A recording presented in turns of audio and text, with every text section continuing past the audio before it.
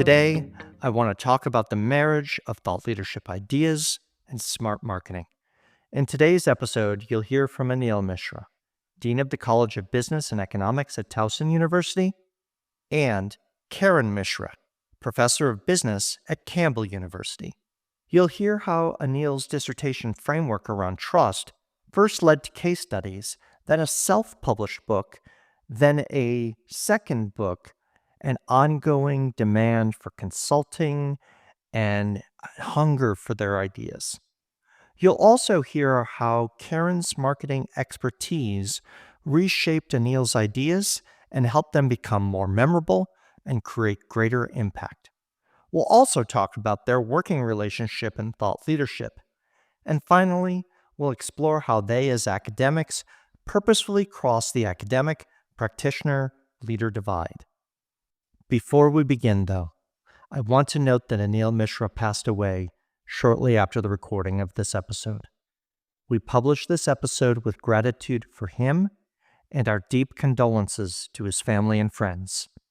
I'm Bill Sherman. This is Leveraging Thought Leadership. Let's begin. Karen, Aneil, welcome to the podcast. Thank you. Thank you. So I want to explore the journey of taking what began as academic ideas out to scale and creating impact, because often there's the academic practitioner divide. Both of you are within academia, but you've also done work outside of it. So, Aneil, I want to start with you and go back to your dissertation.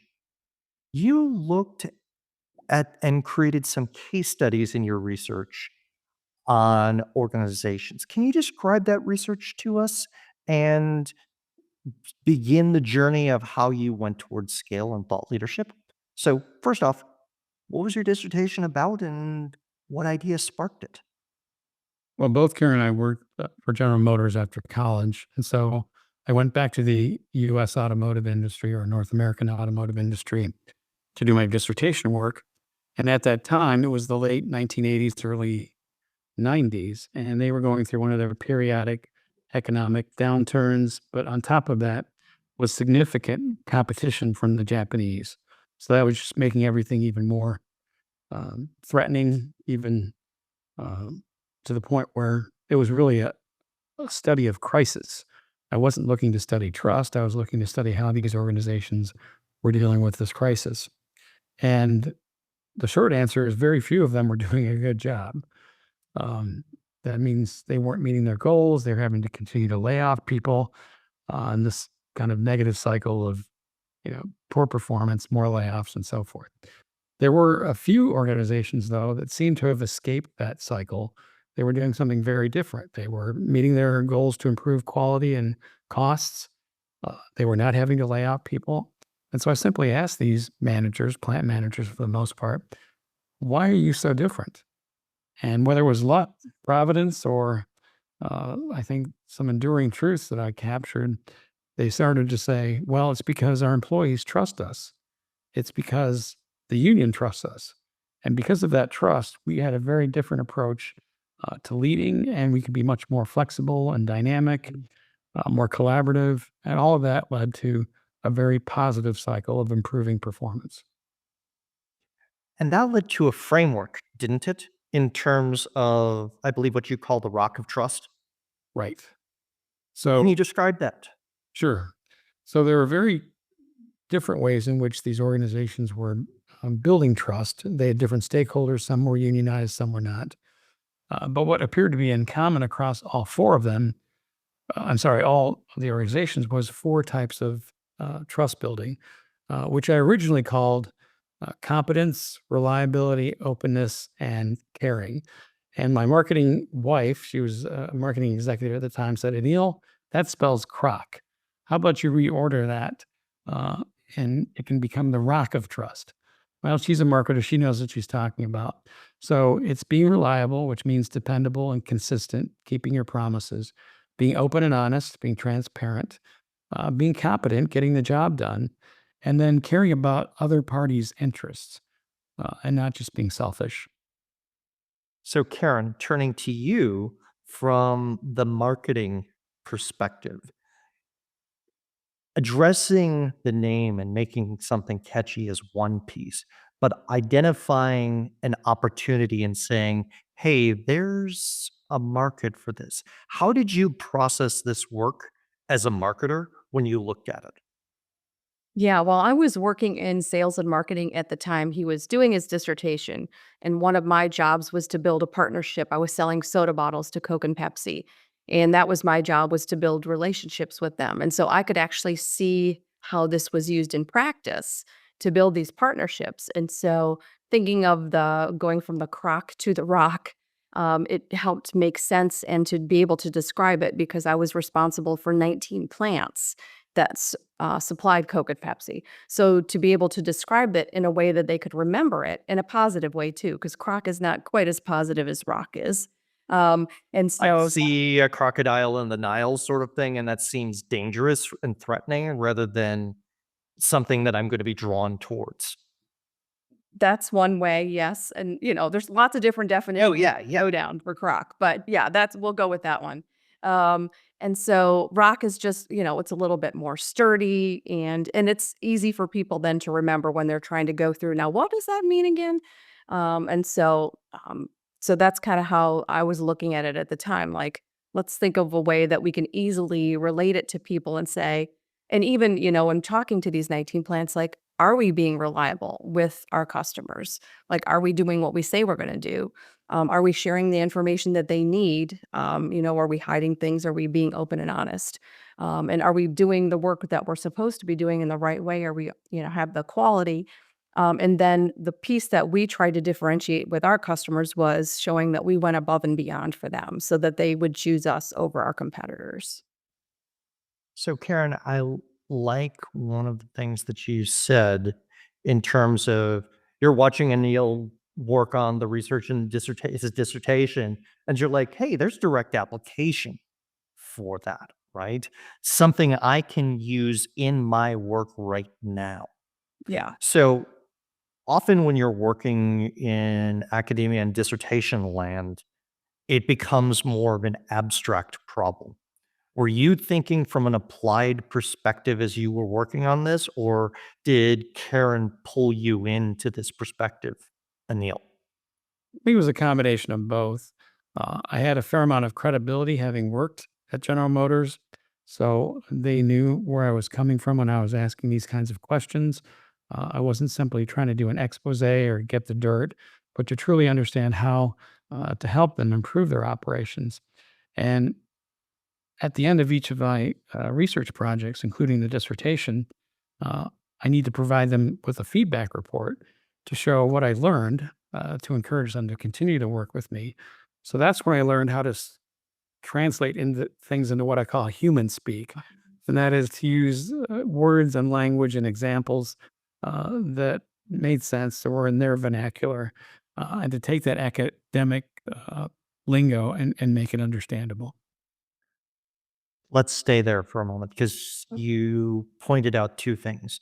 One, you had credibility because of your work in the industry beforehand, which also allowed you to speak their language and understand what they saw as important, right? So it would have been a lot harder coming in as a grad student or PhD candidate who'd never worked in the work world and was trying to research business, right? Very true. Second, the piece that you said in terms of, hey, if I'm doing a report out, I've got to create value. How do I translate that? And recognizing that not everybody geeks out over p values in the same way and effect sizes, right? So, Karen, I want to ask you, how do you cross that language barrier and make things relevant? Because I think that's really in the land of marketing. It doesn't matter if you have a good idea, you have to be able to speak in your audience's language. Yeah, and I think that's one of the things we started to do right away. together. We started because I was actually his first research assistant. PhD students, don't get research assistants, but he had me to help him because I was getting my MBA while he was getting his PhD. So I would, help him with things.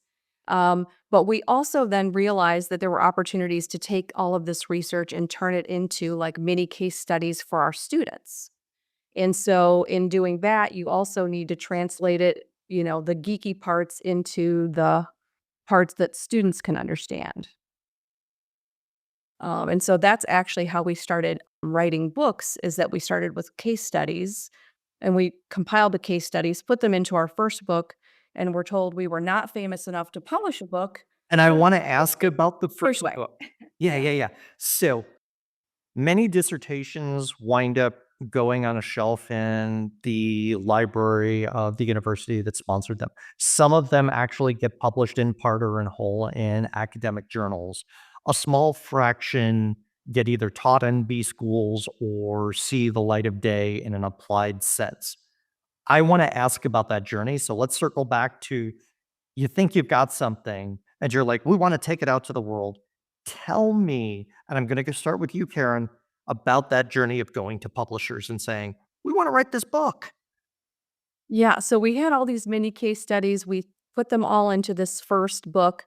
I don't even know how many publishers we went to. 6 or 7. Yeah, and we had this great proposal, all written out, and literally somebody said to us, I mean, thankfully they did, it's a great idea, but you guys are just not famous enough. Nobody's heard of you. And we're like, well, yeah, we're actually like junior professors. Of course, nobody's heard of us. And they said, sorry, for that reason, no, we're going to pass. And so finally, we're like, well, we spent all this time. We're just going to publish it on our own. And there's a great publishing arm in Raleigh called Lulu. And so we were like, okay, we'll figure that out. We hired somebody to do the cover. We and we used that. We sold quite a few books on our own just doing that and using it in our courses. It was actually great that they were honest with us and said we weren't famous enough. In fact, one of my mentors said, I can't believe they were that honest because often they just reject you and no explanation. And So I think that was a spur to us to say, oh, we're not famous enough. We'll prove you wrong. We'll sell a lot of copies. and you are going down the thread of, some people would go and respond to the statement, if you're not famous enough, of, okay, I'm not going to go down this, or let me find, a better time.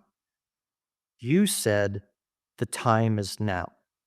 What made you, and Aneil, I'm going to ask you, what made you convinced that you could go out into the world and do this? I think it was, and this helped us as we wrote these books to really reach a wide variety of audiences. So I had to be able to write up stuff that was compelling to an executive whose time is very busy, and at the same time that would be interesting to an undergraduate and or an MBA student. And when we got positive feedback, when executives said, "Wow, you know what? I am so glad that you shared that with me. I'm going to go back and change the way in which I lead my workforce." Or when an MBA student or undergraduate lit up and said, "You know what? Those are the kind of leaders I want to be when I finish my degree." I think that positive feedback was what also encouraged us that we had something that we could keep pushing on to try to get it published. So, Karen, continuing on this story, you've decided the self-publishing route, which means you're taking on the marketing responsibility. How did you think about marketing a self-published book? Well, it's very hard because academics are not really encouraged to toot their own horn. I mean, it's a whole different world today than it was, when we started. When we started, it was kind of frowned upon that, you don't really do that kind of thing. Almost déclassé. Right. And so we had to kind of be under the radar about the way that we did that. So we honestly we gave away a lot of books. Probably gave away as many as we sold, just to kind of encourage people, hey, take a look and see if this would be right for your class or that kind of thing. Or with companies who were considering, they were like, we need some leadership development. We'd give one to them, say, look at this, see if, we might be helpful to you. So some of it was that. But the one thing I will tell you that we obviously did it right, because when we finally got a publisher interested in us, they sent out our proposal for review, and one of the reviewers said, "Well, I'm not surprised. They're really good marketers." And we thought, we had no idea. Like, we were just trying to, like, stumble under the radar, but obviously somebody who reviewed our proposal knew that we were good or thought we were good marketers, so that was a surprise to us. And unless you think that because Karen's right, in some literal sense, we gave away as many copies as we sold, but that's not really a great business proposition. It's not. But most of the books that we gave away was in the form of giving them to our students. So often the universities would then pay for at least the cost of the publication of the book itself. We're not making any money, but at least we're getting, but they would share these books with others at the workplace too. Yeah. If you're enjoying this episode of Leveraging Thought Leadership, please make sure to subscribe. If you'd like to help spread the word about our podcast, please leave a 5-star review at ratethispodcast.com/LTL and share it with your friends. We're available on Apple Podcasts and on all major listening apps, as well as thoughtleadershipleverage.com/podcasts.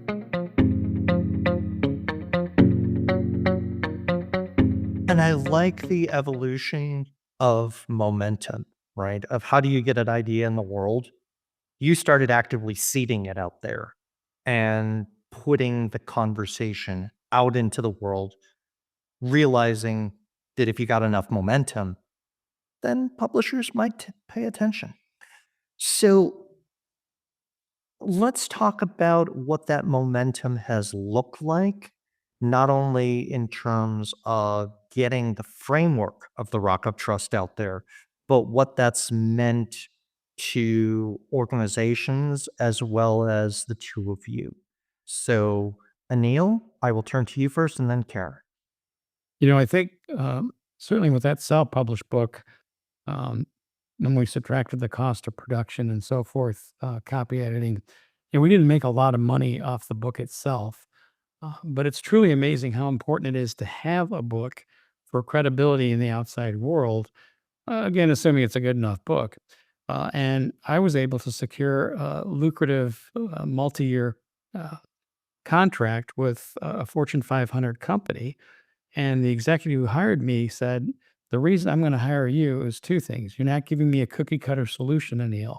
And two, you've got that book of yours," which I read and found very informative.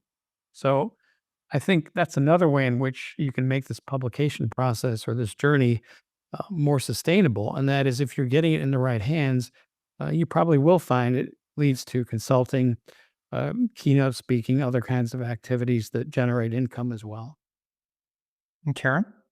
Well, I think we do wanna put one disclaimer out there so, our schools know every bit of royalties we get from our books, we give back to our schools. So I do wanna make that comment just so they all know we write a check every year to wherever we're teaching and, because we do want, because sometimes we will use our books, with our students as well. And so we always want our students to know that, whatever money we make, we give it all back to our schools. And that's a very specific point to academia than if you were out in the world as consulting and using the book as a virtual business card. Yeah. Sometimes it is, but we also feel very strongly that we wanna make sure that we support our schools as well. Absolutely. I mean, you have an affiliation there and you are building the organization of the institution. Yeah.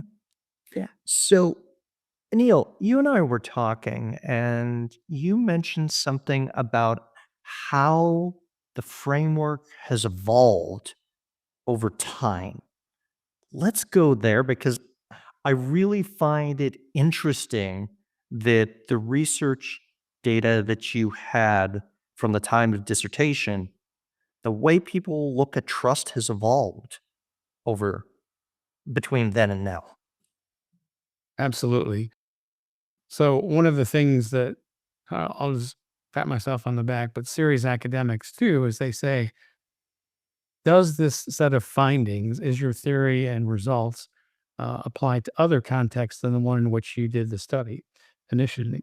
So I went to aerospace industry, Another, in other words, manufacturing, part of the manufacturing sector, but very different than the automotive industry. But after about 10 years of studying large Fortune 500 companies that were dealing with a lot of challenges, I joked, I got tired of being Dr. Death and looking at downsizing. So I wanted to look at healthy organizations.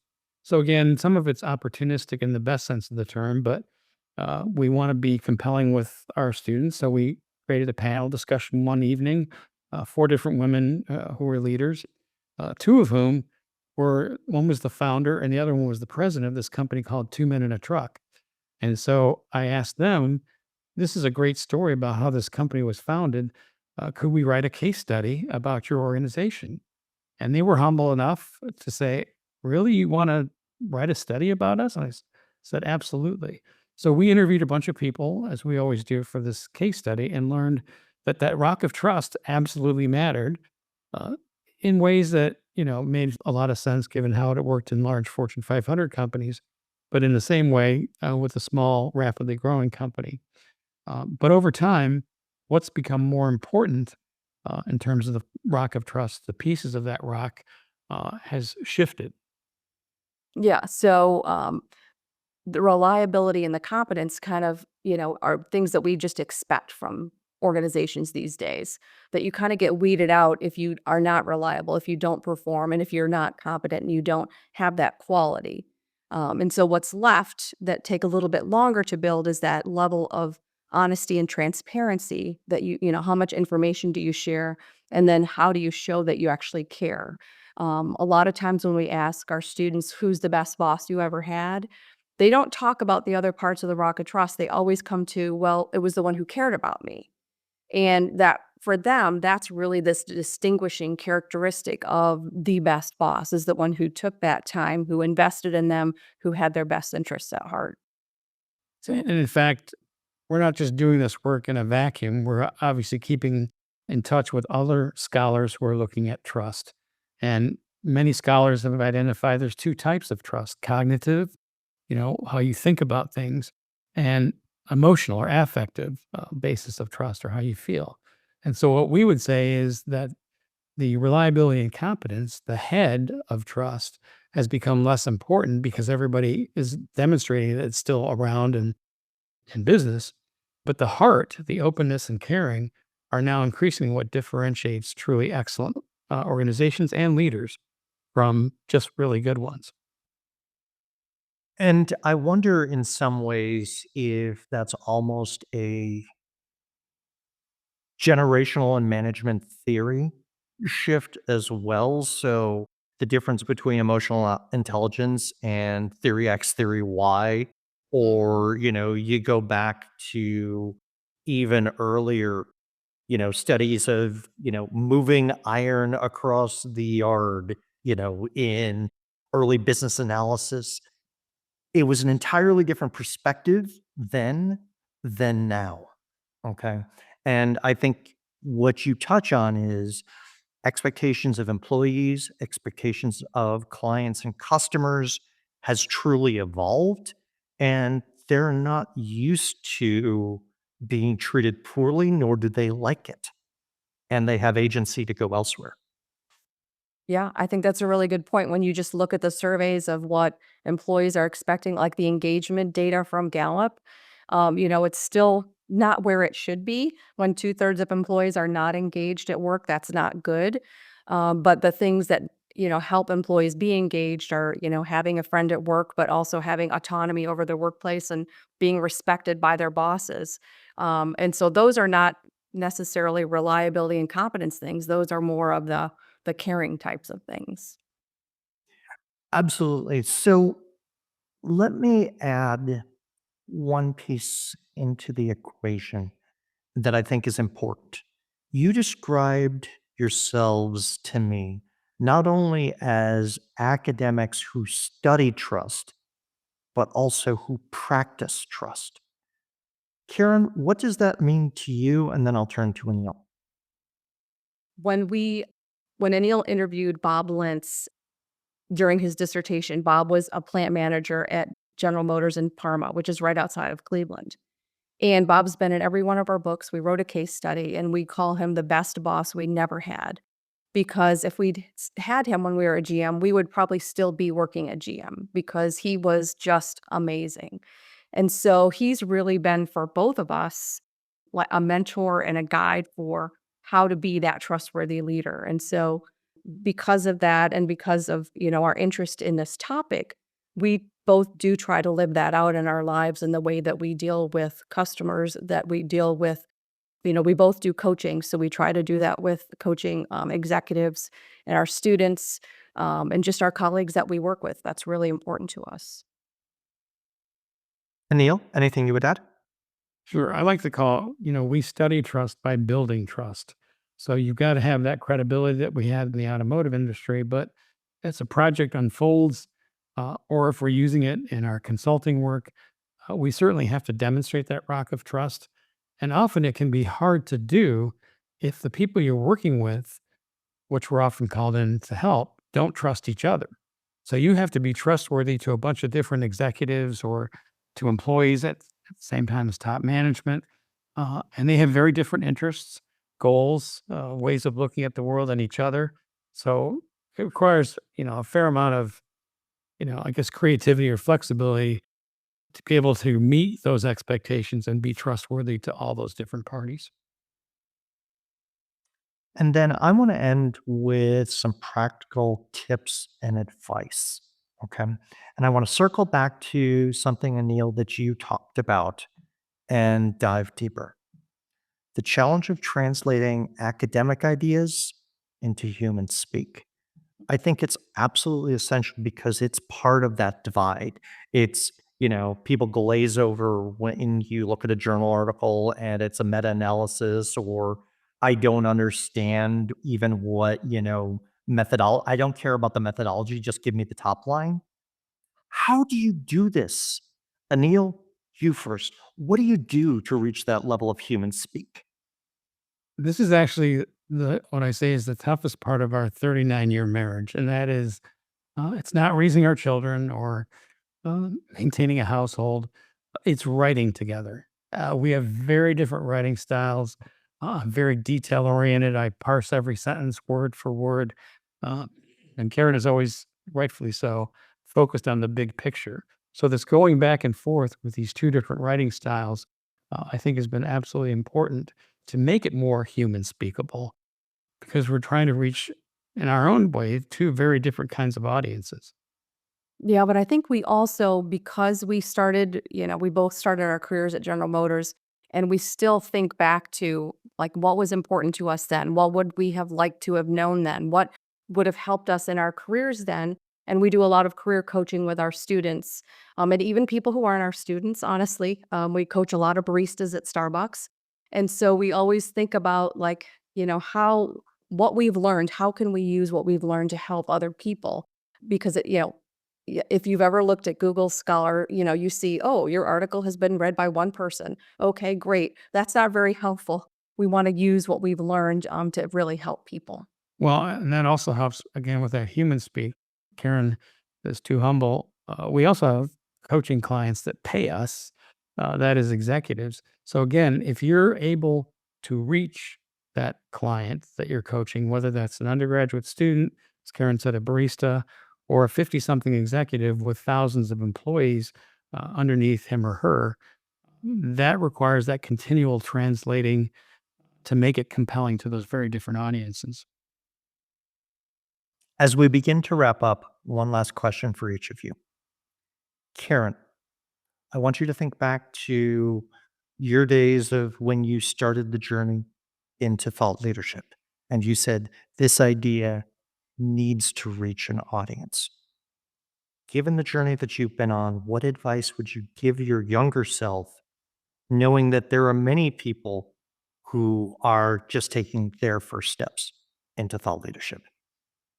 Probably be bolder, not worry so much about what you think academia may or may not think about what you're doing. Cause I think we were a little tepid because we're like, oh, you're not supposed to like sell your ideas in academia.